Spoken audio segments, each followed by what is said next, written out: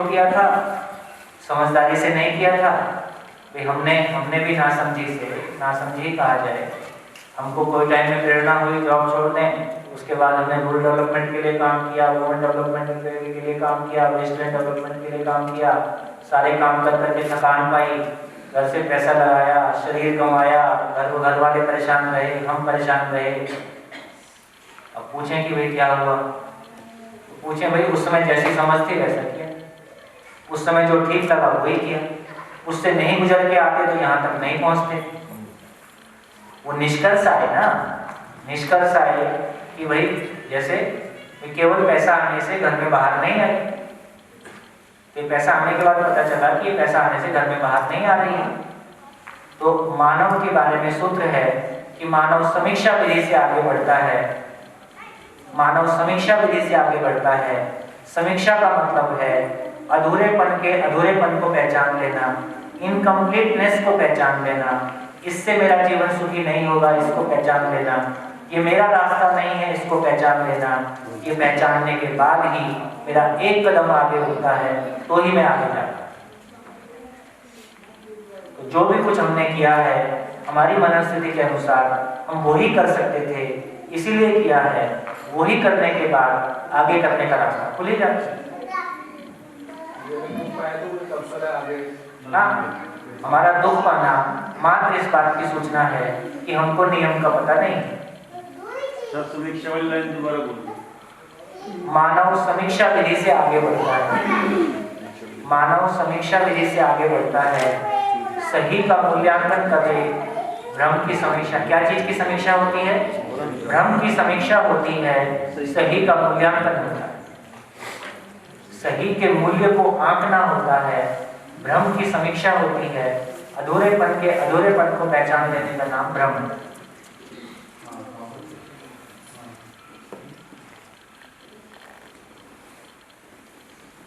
बढ़िया। तो क्या क्या निकला? एक लाइन से क्या क्या निकला? एक लाइन से निकला, देखो, मानव में, सभी मानव में समानता की अपेक्षा है। जब भी कोई व्यक्ति हमको अपने समान देखता है, मैं सम्मानित महसूस करता हूं। जब भी कोई व्यक्ति अपने से छोटा करके मुझको देखता है, मैं अपमानित महसूस करता हूं। इससे ये समझ में आता है कि समानता ही सम्मान है। समानता ही सम्मान है। इसलिए महिला पुरुष में समानता है ना, धर्म और जाति में समानता, ऐसे तमाम झंडे हमने उठाए हैं। लेकिन वो समानता कैसे है, ये पहचानने से हमारा आचरण बदलेगा, झंडे उठाने से आचरण नहीं बदलेगा। तो एक क्लैरिटी ये बनी कि अब से पहले हम एक दूसरे को कैसे देखते थे? अब से पहले एक दूसरे को कैसे देखते थे? जिंदा रहने के धरातल पर एक दूसरे को कैसे देखते हैं? बड़ा है छोटा, अमीर है गरीब है, गोरा है काला है, स्त्री है पुरुष है, जवान है बूढ़ा है, हिंदू है मुस्लिम है, इंडियन है अमेरिकन है, अपना है पराया। गलत है सही है, दूसरा गलत है हम सही है, ऐसा हमारा काम करता है दृष्टिकोण। अभी दृष्टिकोण कैसे काम करेगा? अभी पहली बार पता चला कि पूरी दुनिया में कहीं का भी आदमी हो, कैसा भी आदमी हो, किसी भी उम्र का हो, किसी भी देश धर्म और जाति का हो, पता चलता है मेरे ही जैसा। मैं भी सुख की तलाश में हूँ, ये भी सुखी होना चाहता है। हम एक ही मंजिल के राही हैं, हमारी मंजिल एक है। और धीरे से समझ में आएगा कि हमारा रास्ता भी एक।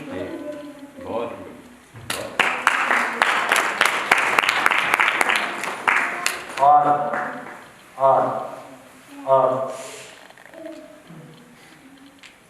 किसी एक व्यक्ति को हमने अपना माना है, भाई हो, बहन हो, गुरु हो, प्रेमिका हो, दोस्त हो, किसी एक व्यक्ति जिसको गहराई से आपने अपना माना है, उसको याद करते हैं तो कैसा लगता है?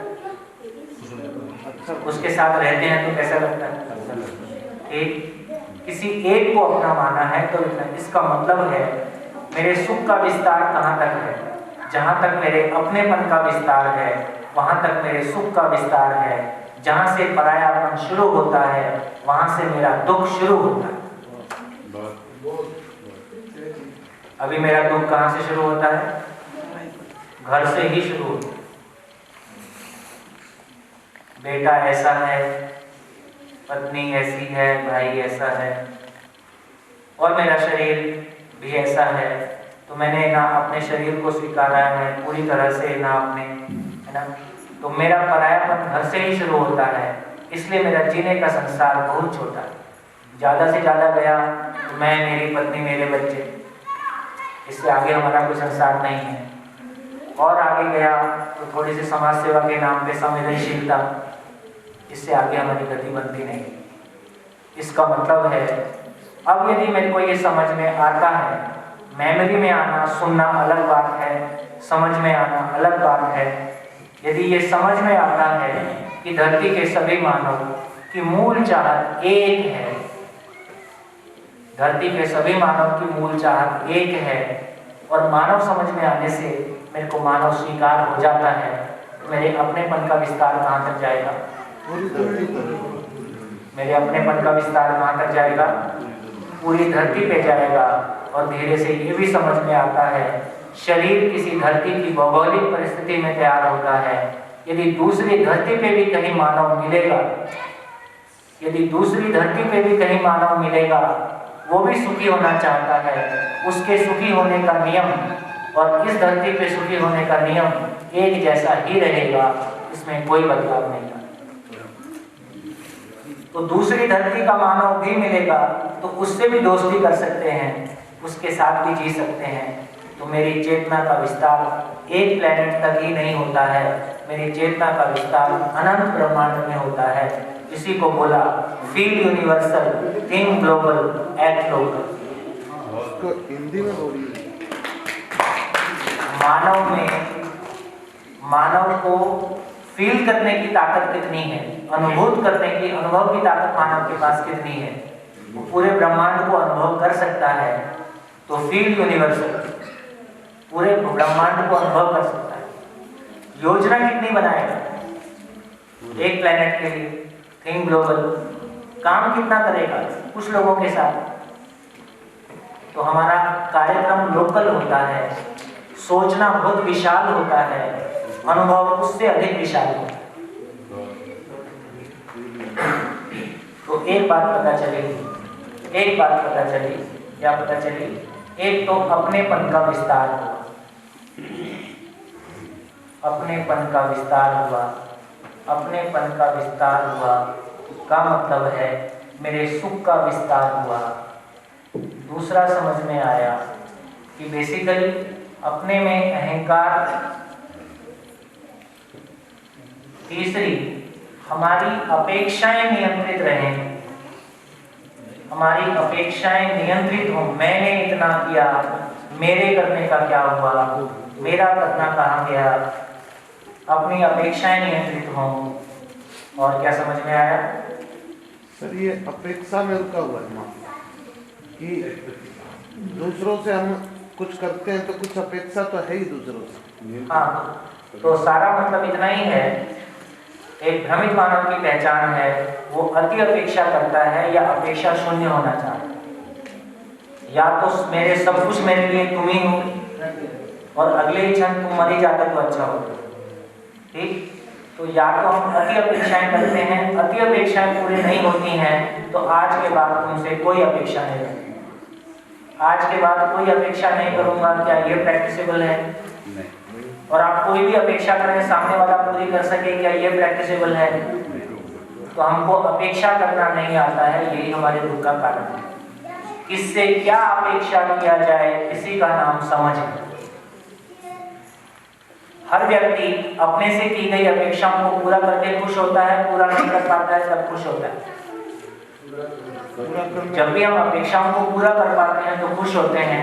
इसका मतलब है कि सामने वाला अपेक्षा पूरा करने चाहता ही है, उसकी योग्यता नहीं है। सामने वाले की योग्यता नहीं है और आप कपड़े फाड़े जा रहे हो, ये कितना होता है? तो इसका इतना ही मतलब हुआ कि हमको अपेक्षा करना नहीं आता है। तो हमको अपेक्षा करना आ जाए, ये भी यहाँ से नियंत्रित होना शुरू होता है। तो हम सही अपेक्षा कर सकें, हम सही अपेक्षा कर सकें, ये भी यहाँ से शुरू होता है। और एक बड़ी घटना, और एक बड़ी घटना देखो, ए और बी तो बेचारा बच्चा है, और ये टीचर्स हैं और पेरेंट्स हैं, और बच्चे के पढ़ने का मन नहीं, बच्चा पढ़ता नहीं है। तो हम क्या करते हैं, बच्चा पढ़ता नहीं है तो पेरेंट्स क्या करते हैं, ट्यूशन लगाएंगे या धमकाएंगे। बच्चे बताएंगे ना, जिसके साथ होता है वो बताएंगे। बच्चे पढ़ते नहीं है तो पेरेंट्स क्या करते हैं, पिटाई। कैसी वाली,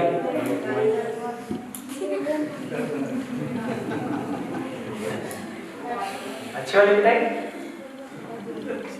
है ना। इसका मतलब ये हुआ, क्या कोई पेरेंट अपने बच्चों को दुखी करना चाहते हैं, नहीं करना चाहते, लेकिन करते हैं कि नहीं करते हैं, करते हैं। जिस तरह की भाषा का प्रयोग होता है, जिस तरह की, है ना, तो सब चीज को देखते हैं। तो ऐसा हम क्यों करते हैं, क्यों करते हैं? हाँ जी, बच्चों को थोड़ा सा, एक बार में एक शिविर, कई शिविर एक साथ चल रहे। हाँ जी, बच्चों, हाँ जी, आराम से, वो भी क्या करें चाहे। वो कह रहे हैं कि हमारे आने के पहले समझदार क्यों नहीं हुए तुम लोग।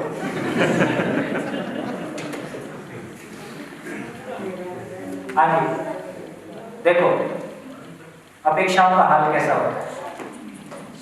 सामान्य एग्जाम्पल लेता हूँ, मुझको 1 लाख की जरूरत है, मैं आपके पास मांगने के लिए आया।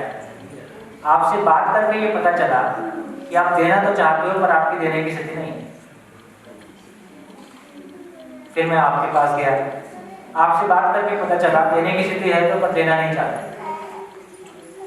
दोनों स्थितियों में रिजल्ट क्या रहा, पैसा मिला, पैसा नहीं मिला। लेकिन मैं एक जगह दुखी हुआ, एक जगह दुखी नहीं हुआ। तो मैं क्यों दुखी हुआ, पैसा तो नहीं मिला दोनों जगह। तो मैं दुखी हुआ तो क्यों हुआ, जिसके पास पैसा था उसने देने का नहीं था। तो मैं दुखी हुआ तो क्यों हुआ, तो मैं भाव ना मिलने से दुखी हुआ कि वस्तु ना मिलने से दुखी हुआ। मैं वस्तु मिलने से दुखी नहीं होता। दुख इस बात का नहीं है कि वस्तु नहीं मिली, दुख इस बात का है कि भाव नहीं मिला। तो धीरे से हमारी ये क्लैरिटी बनी कि अपेक्षा पूरी नहीं हुई। एक व्यक्ति पागल है और गाली देता रहता है, तो क्या उसकी गाली सुन के हम दुखी होते हैं? हमको पता है यही कर सकता है, लेकिन हमारा बच्चा और पढ़ता नहीं है तो हम क्यों दुखी होते हैं? अपेक्षा है पढ़ सकता है। हाँ, अपेक्षा है कि पढ़ सकता है और नहीं पढ़ सकता। यहाँ से कहानी शुरू होती, पढ़ सकता है और नहीं पढ़ रहा है। अब कहानी को थोड़ा सा रिवाइंड करके देखें। अभी जमाने में कॉलेज तक सम्मान का आधार क्या है? किस व्यक्ति को कॉलेज तक सबसे अधिक सम्मान मिलता है? स्कूल कॉलेज में सम्मान का आधार क्या है? मार्क्स कितने ज्यादा है। तो स्कूल कॉलेज तक 25 साल की उम्र तक, 22 साल की उम्र तक सबसे अधिक सम्मान पाने का तरीका है कि आप पढ़ाई में अच्छे हो जाओ। कौन सम्मान पाना नहीं चाहेगा? सम्मान पाना सभी चाहते हैं कि नहीं? यदि वो सम्मान पढ़ाई से मिलता है तो कौन पढ़ना नहीं चाहेगा? तो लॉजिक ये कहता है, तर्क ये कहता है कि सभी व्यक्ति सम्मानित होना चाहते हैं, और स्कूल कॉलेज में पढ़ने से यदि सम्मान मिलता है तो सभी पढ़ना चाहते हैं कि नहीं चाहते हैं? चाहते हैं।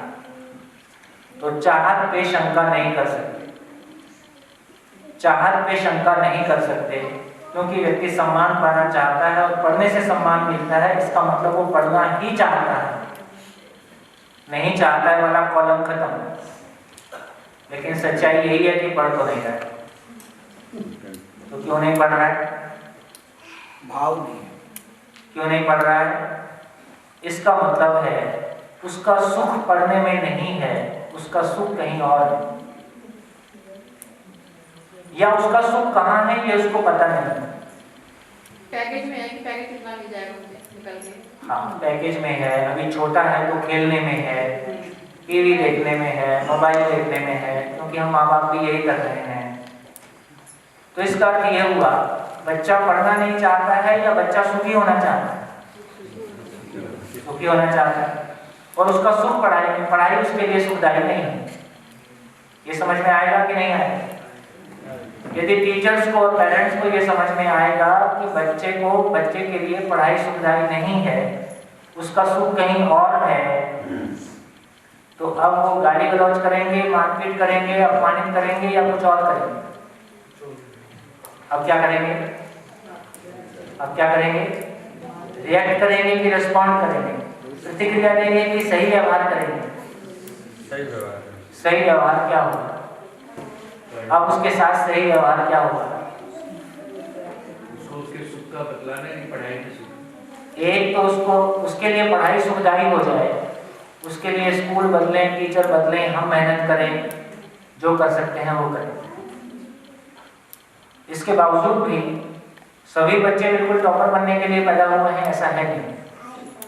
वो जितना पढ़ पाएगा उसको स्वीकारा जाए, या उसका सुख कहीं और है, उसका पता लगाया जाए और ऐसा आगे बढ़ने में उसको मदद किया जाए।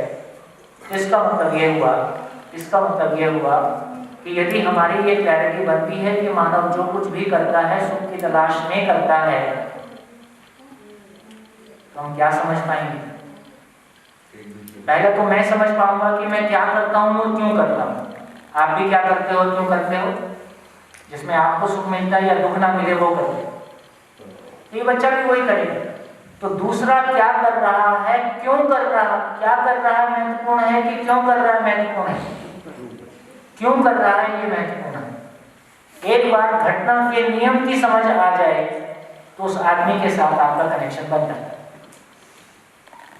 एक बार उस घटना के नियम की समझ बन गई तो उसके साथ हम व्यवहार करेंगे, दुर्व्यवहार नहीं करेंगे, आगे के लिए व्यवहार करने का रास्ता खुला रहेगा, उसके बेहतर होने का रास्ता खुला रहेगा। अभी की स्थितियों में बच्चे के 5th तक के मार्क्स, बच्चे के मार्क्स होते हैं कि मम्मी के मार्क्स होते हैं? वो मम्मी के मार्क्स। इसलिए मैक्सिमम बच्चों के क्लास 6 के बाद, क्योंकि मम्मी 5th तक ही पढ़ा सकती है, उसके बाद वो क्यों नहीं पढ़ देती है? बच्चे के साथ साथ वो भी आगे की पढ़ाई पढ़ रही, पर नहीं, हमको तो जितना पढ़ने में मजा आता था उतना ही पढ़ा, आगे हम नहीं पढ़ेंगे क्योंकि पढ़ना सुखदायी नहीं है। हम नहीं पढ़ेंगे क्योंकि पढ़ना सुखदायी नहीं है, पर तुम पढ़ो, उसके लिए भी सुखदायी नहीं है। तो कैसे घर का वातावरण पढ़ने का बने? हमारे एक मित्र थे, वो कैम्ब्रिज यूनिवर्सिटी गए। कैम्ब्रिज यूनिवर्सिटी में जाके लौट के उन्होंने आके बताया, बोले वहाँ पता नहीं माहौल ही ऐसा था, ऐसा लगता था मैं भी एडमिशन ले लूं, जबकि उनकी उम्र 55 साल थी। तो किसी जगह का माहौल, जैसे यहाँ का एक माहौल बन गया है, शिविर का एक माहौल बन गया है कि रोज दिन भर हम चर्चा करेंगे, रात को उसके बारे में सोचेंगे। अब आप अकेले में भी रहोगे तो यही चर्चा करोगे, और 3 दिन बाद सपने में भी यही आए, क्योंकि जो मानव के लिए सुखदायी है वो उसके जहन में चलता ही रहता है। रोज सुबह उठ के हम 9 बजे यहाँ पहुँच ही जाएंगे, 1 बजे पहुँच ही जाएंगे, छुट्टी पाई। तो इसका मतलब है कि यदि ये कार्यक्रम, यदि ये पूरा दिन भर हमारे लिए सुखदायी है तो यहाँ मन लगने में दिक्कत। कल मन ज़्यादा लग रहा था कि आज मन ज़्यादा लग रहा है? कल से ज़्यादा, आज से ज़्यादा कल लगेगा, कल से ज़्यादा परसों लगेगा, हर दिन ये मन और ज़्यादा लगेगा, हर दिन हमारे लिए ज़्यादा सुखदायी होगा। तो इससे एक बात पता चली कि यदि मैं ये पहचान पाता हूँ कि सामने वाला जो कुछ भी करता है सुख की तलाश में करता है और उसको सुख की समझ नहीं है, तो वो जो कुछ भी कर रहा है मैं उसको पहचानने लगता हूँ तो उसके साथ प्रतिक्रिया नहीं करता हूँ, गुस्सा नहीं आता है, परेशान नहीं होता। हमारी अपेक्षाएं, किससे क्या अपेक्षा किया जाए उसको पहचानने की कोशिश शुरू हो जाए। और एक बड़ा काम और एक बढ़िया काम, जैसे इसी घटना में देखें, बच्चा नहीं पढ़ता है तो क्या बच्चा आपको दुखी करने के लिए नहीं पढ़ता है? मेरा ऐसा ना पढ़ने से मम्मी दुखी होगी तो मजा आएगा और आज नहीं पढ़ूंगा क्योंकि मम्मी को दुखी करना है। ऐसा भी होता है। मैं ऐसे बच्चों से मिलता हूँ, ऐसे युवाओं से मिलता हूँ जो योजनाबद्ध तरीके से माँ बाप को दुखी करने का कार्यक्रम रचते हैं और करते हैं। हाँ, मैंने केवल ये काम इसलिए किया था कि मेरे को मम्मी पापा को दुखी करना था, क्योंकि उन्होंने मुझको दुखी किया है, उनको भी समझ में आया कि दुख क्या होता है। बदले की भावना। ऐसी लड़कियों से मिलता हूँ जिन्होंने जिस लड़के से उन्होंने शादी की, उससे शादी करने का कोई खास मतलब नहीं था, और पापा ने विरोध किया इसलिए उससे ही करना, उनको दिखाना था कि तुम्हारे बावजूद में कर सकते। बेटा कहता है कि जैसा जिसने मेरे साथ किया उसको वैसे करूंगा। हाँ, तो ये जो प्रतिक्रिया है, तो प्रतिक्रिया में आदमी दूसरे को दुखी करने के लिए भी तैयार होते हैं। ऐसे लड़कों से मिला जो 10th का बोर्ड का एग्जाम पूरा काट के आ गए कि मेरे को पापा को दिखाना था कि तुम्हारी सारी कोशिशों के बावजूद मैं फेल हो सकता हूँ।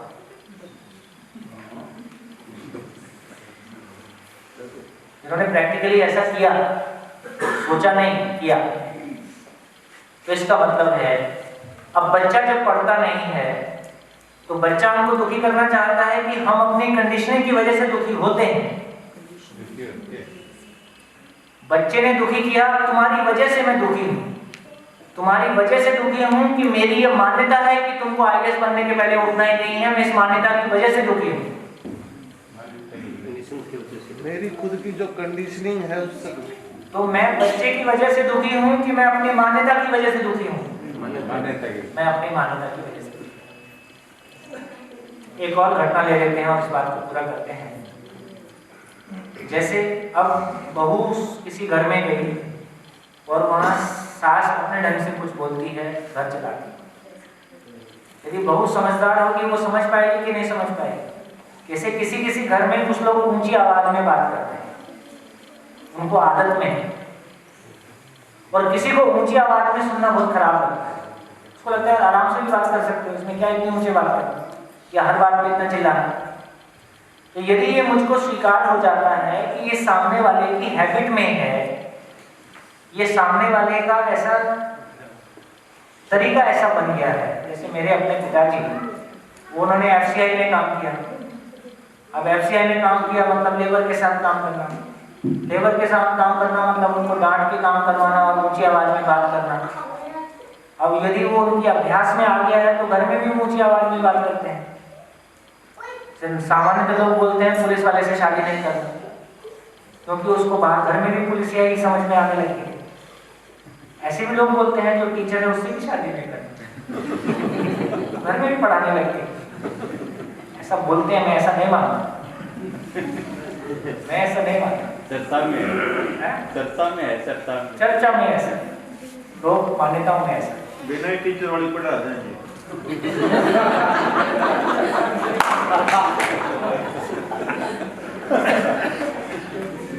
तो इसका मतलब ये हुआ कि यदि तो अब ये समझ में आता है कि सामने वाला सास है या बॉस है या पिता है, ये मेरे को दुखी करने के लिए ऐसा करते हैं या इनका ये स्टाइल है और उससे मैं दुखी होता हूँ। ठीक, यदि आदमी को ये स्वीकार हो जाता है, आदमी की सबसे बड़ी रिएक्शन किस जगह में आती है? जहां मुझको लगता है कि ये सामने वाला मेरे को दुखी करना चाह रहा है, सामने वाला मुझको दुख देना चाहता है, ये मेरे अस्तित्व को ललकारना हुआ। जब भी मेरा अस्तित्व खतरे में आता है मैं पूरी तरह से रिएक्ट करता हूँ। लेकिन यदि मुझको लगता है ये मुझको दुखी करना नहीं चाहता है, इसकी हैबिट ऐसी है, इसकी आदत, बच्चा 9 बजे उठता है और हम दुखी होते हैं। बच्चा हमको दुखी करने के लिए देर से उठता है या हमारी मान्यता है कि जल्दी उठना चाहिए, इस वजह से हम दुखी होते हैं। तो मैं बच्चे की वजह से दुखी नहीं हूँ, मेरी मान्यता की वजह से दुखी होता हूँ। यदि मैं ऐसा निकाल पाऊँ, यदि मैं ऐसा निष्कर्ष निकाल पाऊँ,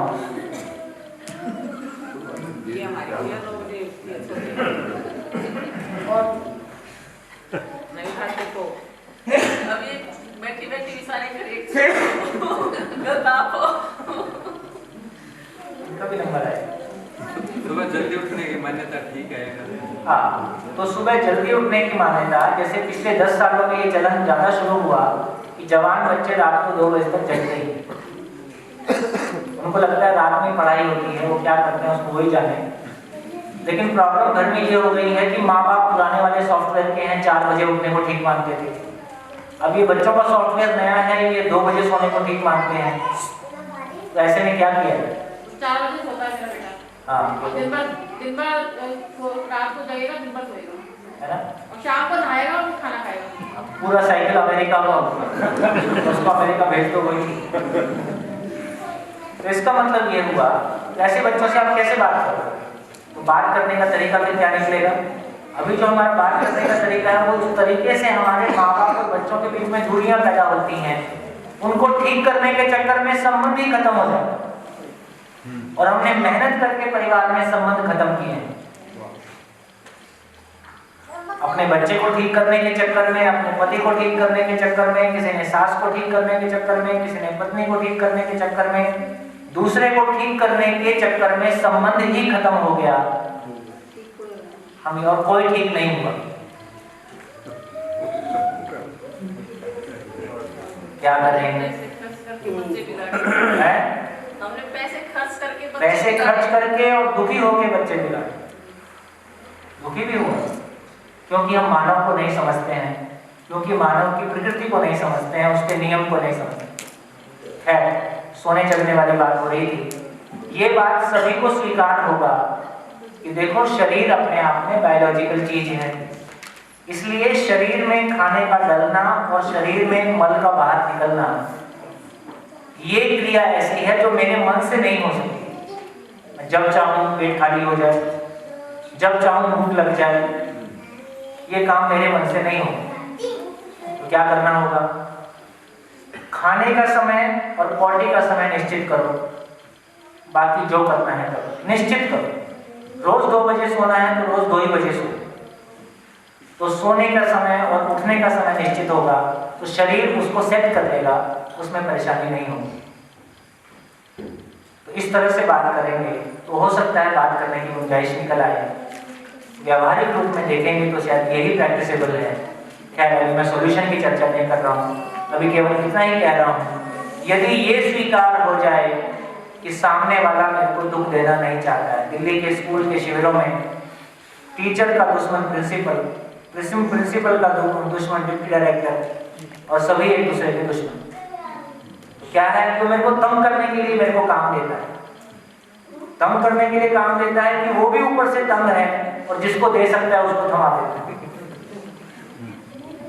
यदि ये स्वीकार हो जाएगा कि मेरा प्रिंसिपल मेरे को तंग करने के लिए काम मेरे को नहीं देता है, वो भी किसी दूसरे को, दूसरे जैसे घर में 3 बहुएं रहती हैं, जो बहू थोड़ी बिगड़ैल रहती है उसको सब छोड़ देते हैं, जिसको कुछ नहीं बोलना है वो काम से भी छुट्टी पा जाती है, और जो अच्छी वाली होती है उसके ऊपर काम का प्रेशर भी आता है, सबकी अपेक्षाएं भी आती है, उसको लगता है यार बिगड़ैल होना ठीक है।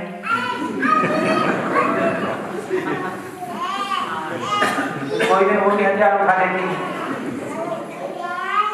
तो इसका मतलब इतना ही हुआ कि एक बार मुझको ये स्वीकार हो जाए कि सामने वाला मुझको दुखी करना नहीं चाहता है, लेकिन वो भी दबाव में है और उसका दबाव मेरे ऊपर आता है, उसकी आदत मेरे ऊपर आती है, उसका स्टाइल ऐसा है, लेकिन वो मुझको दुखी करना नहीं चाहता है। इतना स्वीकार करने से क्या होगा? वो फिर जानबूझ के करना फिर वो अलग है कि आपने इतना दुखी किया है किसी को, अब उसका दुख रिवर्स आने लगा, वो समझना पड़ेगा। लेकिन मूल में इतनी बात को पहचानना पड़ेगा। हाँ जी, हाँ जी, तो कहाँ पहुंचे? तो एक बार ये स्वीकार हो जाए कि सामने वाला मेरे को दुखी करने के लिए ऐसा नहीं कर रहा है, तो मेरी स्थिति कैसी होगी? मैं आराम में रहूंगा और घटना को बेहतर हैंडल कर पाऊंगा ना? तो इससे एक पता ये चला कि दूसरा मुझको दुख देना नहीं चाहता है, दूसरा दुख देना नहीं चाहता है। ये पता चलने के बाद, ये स्वीकारने के बाद मेरी मनस्थिति बहुत स्थिर हो सकती है। उस घटना को मैं ज्यादा, फिर क्या करना है तब मेरे को निकलेगा कि क्या करना है, तो मैं घटना को बेहतर निकाल सकता हूँ। तो दूसरा मुझको दुख देना नहीं चाहता है। और 5वां, मैं मेरी मान्यताओं से दुखी होता हूँ, मैं मेरी मान्यताओं से दुखी होता हूँ, दूसरे के कारण नहीं हो रहा हूँ। अब क्या करना है? यहां से क्या निकलेगा? मान्यताओं को चेक करना। तो अपने भी काम होना शुरू हो जाएगा। जो हम दूसरे को सुधार करने की कोशिश कर रहे थे, मेरे सुधारने से सुनने मिलता है ना घर में, हम दूसरे को गलती बताते हैं, वो हमारी गलती बता देता है। जिस दिन मैं मेरी गलती स्वीकार करना शुरू करता हूँ, वो अपनी स्वीकार करना शुरू कर देता है। तो जिस दिन मैं अपने पे काम करना शुरू करता हूँ, मैं अपने पे काम करना शुरू करता हूँ, अपनी आदतें, अपना व्यवहार, अपना ज्ञान, अपनी समझ, है ना, मैं काम करना शुरू करता हूँ, दूसरा भी अपना काम शुरू कर देता है, और एक परिवार में सभी अपना काम शुरू करते हैं।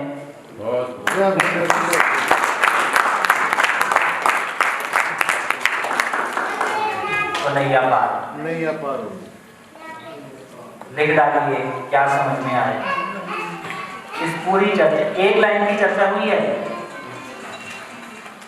सभी मानव जो कुछ भी करते हैं सुख की तलाश में करते हैं। इस एक लाइन से कितना माल निकला है, कितना आप तक पहुंचा है, आप उसको अपनी दृष्टि में कैसा ले सकते हो, एक बार लिख डालिए। इस पूरी चर्चा से आपको क्या मिला।